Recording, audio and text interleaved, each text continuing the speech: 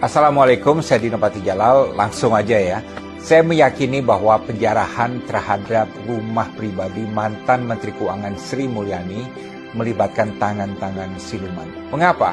Satu, saya sudah 25 tahun mengenal Sri Mulyani, tapi sampai sekarang pun saya tidak pernah tahu di mana rumah pribadi beliau. Bahwasanya ada ratusan bahkan ribuan orang yang tidak ada hubungannya sama sekali tiba-tiba bisa tahu alamat persis dari rumah beliau, berarti ada yang mencari informasi tersebut dan memberikannya kepada massa, dan ini berarti ada konspirasi. Kedua, orang-orang yang menjarah rumah Sri Mulyani bukan berasal dari sekitar rumah beliau. Mereka dari luar Jakarta atau berada di tempat di Jakarta yang jauh dari rumah kediaman Sri Mulyani. Mereka juga tidak menjarah rumah lain, baik di kiri ataupun di kanan di sekitar wilayah tersebut, dan hanya secara khusus menargetkan rumah kediaman Sri Mulyani. Dan saya yakin sebagian besar, bahkan mungkin semuanya, tidak ada yang tahu bahwa yang mereka jarah itu adalah rumah Sri Mulyani. Mereka datang juga tidak sendiri-sendiri, mereka semua datang rame-rame secara bersamaan dan diangkut dengan truk.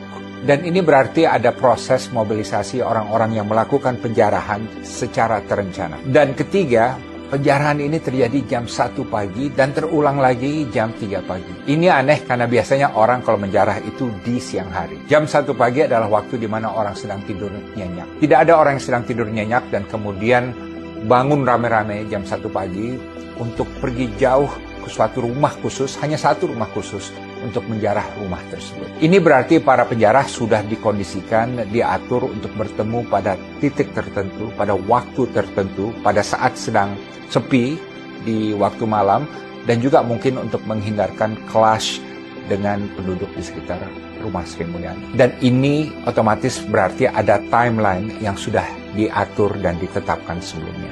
Karenanya saya berpandangan bahwa penjarahan terhadap rumah Sri Mulyani ini merupakan aksi yang direncanakan dan direkayasa oleh kekuatan siluman.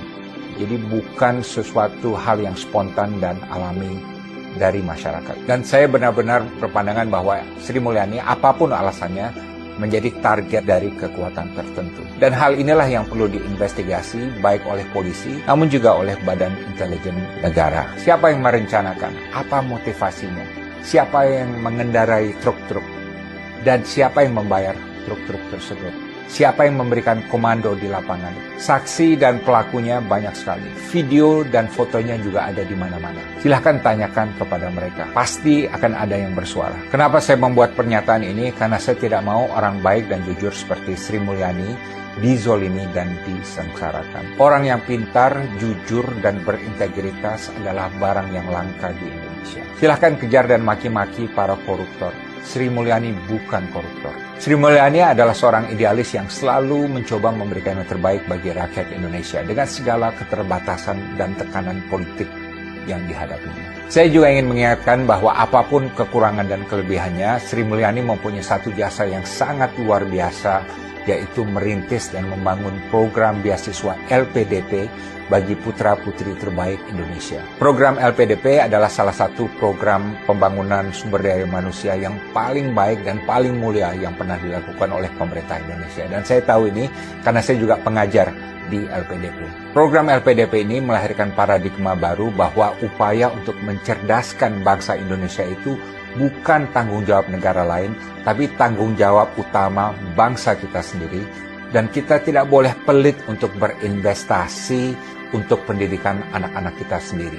Kalau suatu hari Indonesia menjadi negara yang maju, modern, makmur, dan bersih, itu antara lain adalah akibat kontribusi dari puluhan ribu dan bahkan ratusan ribu lulusan LPDP yang kita banggakan ini. Dan Sri Mulyani adalah bagian penting dari inisiatif besar nation building ini. Kepada orang-orang yang dimanipulasi oleh tangan-tangan siluman untuk melakukan penjarahan di rumah Sri Mulyani, ingatlah ini. Yang kalian simpan di kamar Anda itu adalah barang haram, barang curian. Barang itu sama sekali tidak akan memberikan Anda kepuasan atau kebanggaan, hanya dosa yang akan selalu menghantui Anda ketika beribadah. Saya menghimbau kembalikan barang curian itu kepada Sri Mulyani, karena nanti di liang kubur Anda akan ditanyakan oleh malaikat, kenapa Anda mencuri barang halal milik orang baik dan jujur yang sudah banyak berjasa pada Indonesia. Saya Dino Patijalal, speak truth to power, speak truth to the people.